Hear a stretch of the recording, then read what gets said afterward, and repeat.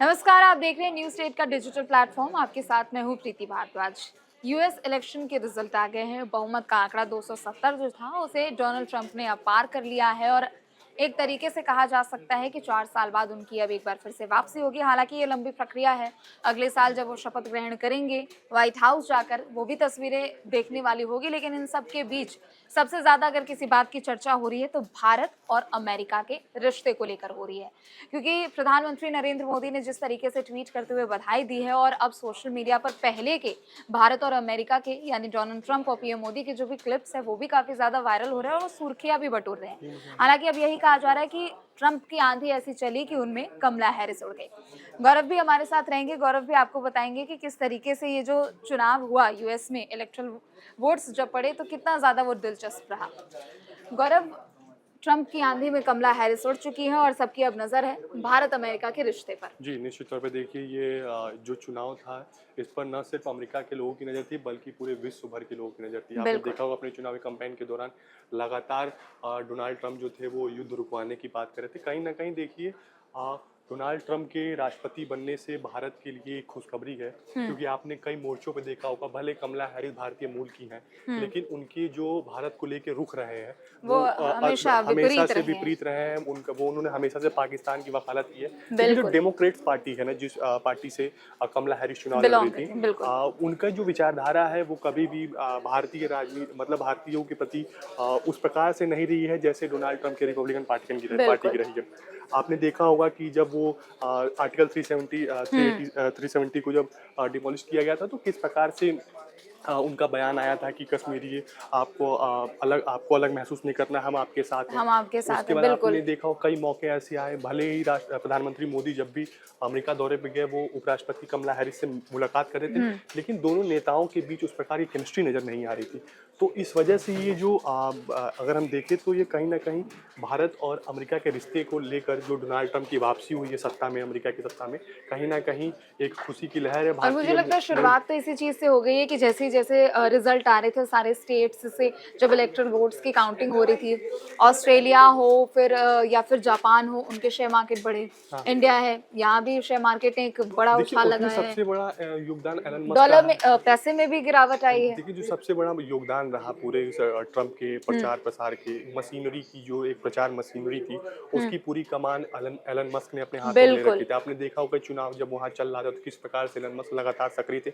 मुझे तो ऐसा लग रहा था कि डोनाल्ड ट्रंप से भी ज्यादा पोस्ट और ट्वीट और रीट्वीट एलन मस्क वो ज्यादा एक्टिव नजर आते थे। इस वजह से देखिए आप पूरा चुनाव देखिए, और ये जो इस वक्त जो अमेरिका की जो चुनाव में सबसे महत्वपूर्ण भूमिका जो 7 स्विंग स्टेट्स हैं, जो नेवादा हैं, ऐसे जो करके राज्य हैं, ये अगर भारत के अगर हम बात करें, भारत के अगर से समकालीन बात करें तो जो जैसे जो हाल उत्तर प्रदेश का, बंगाल का, महाराष्ट्र में जितनी सीटें हैं तो 270 वो एक तरीके से वो वहाँ है, जो 270 इलेक्टर्स हैं वो इन 7 राज्यों से आते हैं। उसमें भी डोनाल्ड ट्रंप को बड़ी बढ़त हासिल हुई है। कहीं ना कहीं देखें तो इन बढ़त की वजह से ही डोनाल्ड ट्रंप इतनी बड़ी जीत की ओर अग्रसर हुए हैं, और जिस प्रकार से रुझान सामने आ रहे हैं कहीं ना कहीं डोनाल्ड ट्रंप अमेरिका के 47वें राष्ट्रपति बनते नजर आ रहे हैं। हालांकि एक लंबी प्रक्रिया है, अगले साल तक हमें इंतजार करना पड़ेगा। बहुत बहुत शुक्रिया गौरव आपका, आपने जानकारियां दी। तो देखिए 47वें राष्ट्रपति के तौर पर आपको अगले साल यानी 2025 में डोनाल्ड ट्रंप शपथ ग्रहण करते हुए नजर आएंगे। हालांकि कल वोटिंग हुई, आज काउंटिंग हो गई। अब इलेक्टोरल कॉलेज की तरफ से जो इलेक्टेड प्रेसिडेंट है यानी जिनको इलेक्ट कर लिया गया है उनको वोट दिया जाएगा। फिर जब ये वोटिंग की प्रक्रिया पूरी होगी तो उसके बाद जनवरी में हम देखेंगे कि डोनाल्ड ट्रंप यहाँ पर शपथ ग्रहण करते हुए नजर आएंगे। ट्रंप की आंधी पंकज सर ऐसी चली कि कमला हैरिस दूर दूर तक नजर नहीं आई। हालांकि बीच में एक बहुत बड़ा मार्जिन था वोटों का, लेकिन जैसे जैसे जब रिजल्ट आने लगे तो वो मार्जिन कम हुआ, लेकिन जीत डोनाल्ड ट्रंप की। जैसे शुरुआत में लग रहा था जो दोनों में टफ फाइट होगा, नेक टू नेक का फाइट होगा और स्विंग स्टेट पे ही सारों दारोमदार होगा, कमाल किया स्विंग स्टेट्स में। ऐसा कुछ नहीं मतलब हुआ।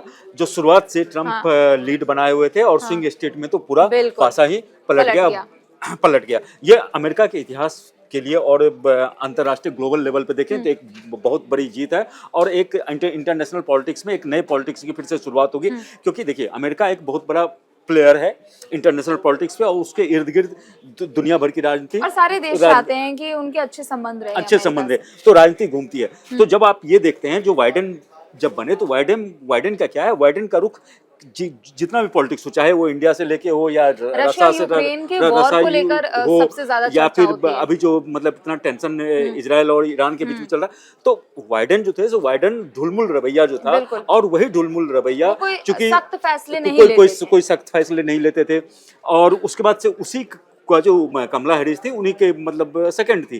तो जो ट्रम्प प्रशासन का, वाइडेन प्रशासन का जो काम करने का स्टाइल था उसी स्टाइल में हो रहा था, तो इसका खामियाजा इनको कमला हैरिस को भुगतना पड़ा। और दूसरी बात, जो ट्रम्प जो है, सो एक ट्रम्प अमेरिका के राष्ट्रपति से पहले आपको समझना पड़ेगा ट्रम्प एक बिजनेसमैन रहे हैं, और वो जो बिजनेसमैन एक हार्डकोर बिजनेसमैन है, और वो एक हार्ड बार्गेनर भी है। हाँ। और अगर तरह से उसको देखें तो ट्रम्प का जो नीति है सॉलिड है, ट्रम्प का जो है डिसीजन ऑन द स्पॉट वाला डिसीजन है।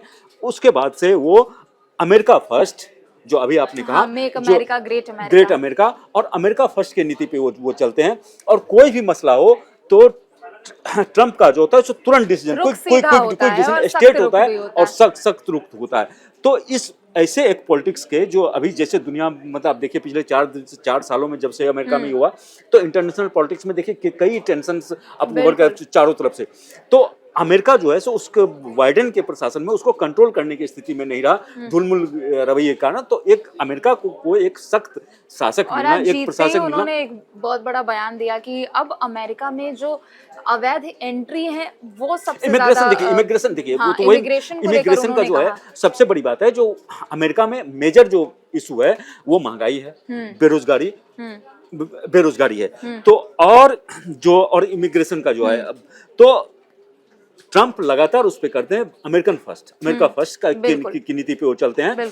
तो उस तरह से जितने भी हैं, तो लोगों को उम्मीद है, युवाओं को उम्मीद है, जो ट्रम्प के आने से जो है ये समस्याएं कम होगी, इमिग्रेशन का ये हो सकता है। हाँ, अगर भारत के लिहाज से देखें तो भारत के लिहाज से जो वीजा इशू है, तो वीजा इशू भारत के लिए वो टफ होगा आने वाले समय में। जो अगर वाइडेन प्रशासन की सब देखें, कमला हैरिस कई बार कर चुकी है, जो हम जो ऐसे वीजा का जो नियम है उसमें थोड़ा सा बदलाव करेंगे।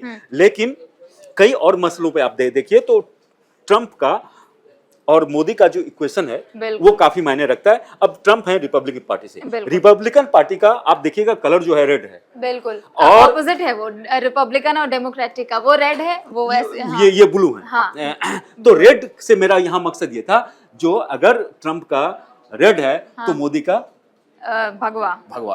तो रेड और भगवा, लाल और भगवा का कॉम्बिनेशन हमें देखने को मिलेगा। हालांकि सभी पार्टियों के अपने अपने वोट बैंक होते हैं, अपने अपने उनके राजनीतिक जो भी परिप्रेक्ष्य में अगर देख लिया जाए, लेकिन हिंदुत्व का एजेंडा अगर कहते हैं तो वो बीजेपी चलाती है। और ठीक अगर इसी के परिप्रेक्ष्य में देखा जाए, डोनाल्ड ट्रंप भी अक्सर कई बार जब वो राष्ट्रपति रहे थे, उन्होंने कई बड़े प्लेटफॉर्म्स पर टेररिस्ट के खिलाफ उन्होंने कई ऐसे बड़े बयान दिए हैं, और उन्होंने भी अपना रुख एक साफ रखा है। देखिए, कई मसले पे ट्रम्प का, मैं तो ये कहता हूँ, ट्रम्प का हर मसले पे स्ट्रेट फॉरवर्ड रहा है, मतलब एक सोच रहा है जो हमें करना क्या है, फोकस्ड वो रहा है। जैसे आप देखिए, जो टेररिज्म का मसला हो, या फिर चाइना के साथ जो अमेरिका का टसल है, या फिर आप रशिया के साथ कैसे संबंध रखने हैं, ईरान के साथ कैसे संबंध रखने हैं, आपको नाटो देशों के साथ कैसे संबंध रखने हैं, आपके पास जेलेंस्की से सभी लोगों ने तो बधाइयां दी है, जेलेंस्की हो, नेतन्याहू, सभी लोग। और ये देखिए, जो सभी लोगों में बधाई देने की होड़ लगी हुई थी, बिल्कुल,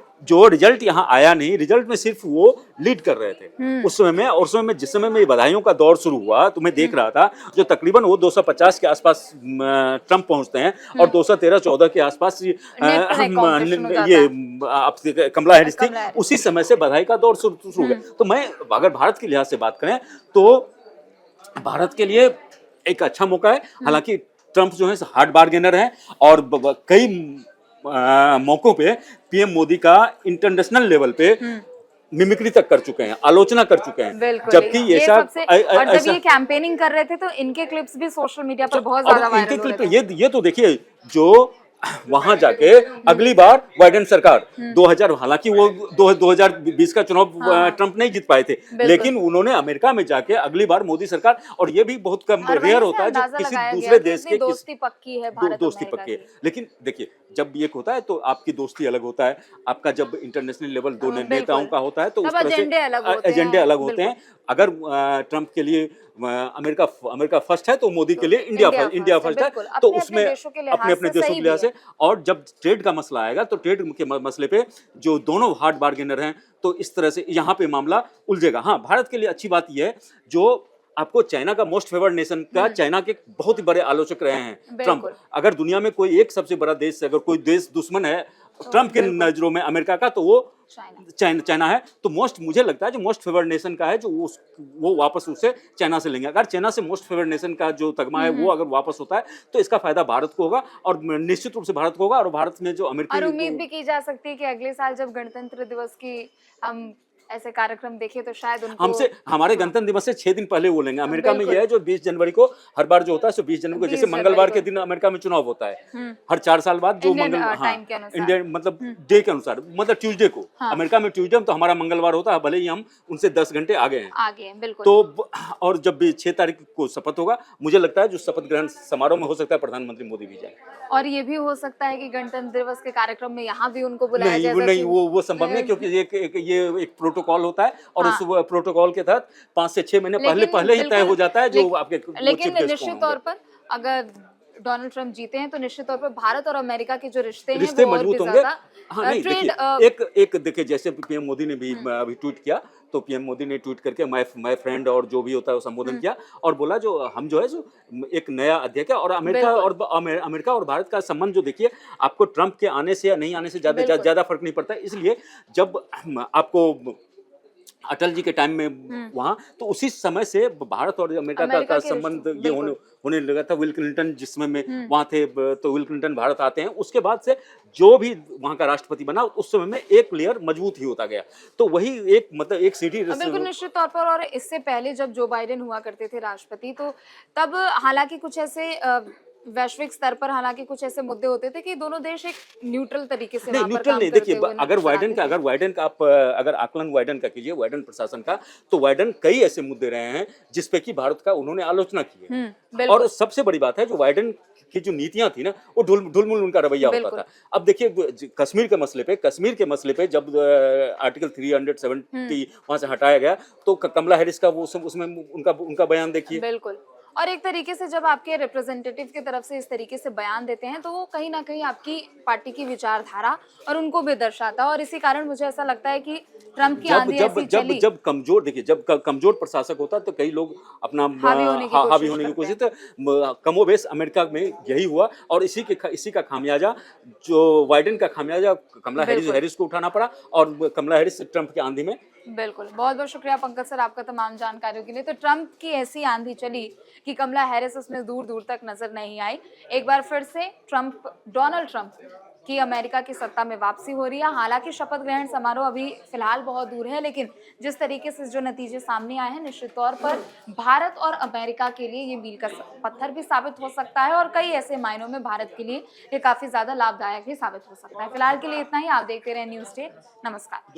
न्यूज नेशन अब व्हाट्सएप पर खबरों की ताजा अपडेट के लिए न्यूज नेशन के इस QR कोड को स्कैन करें।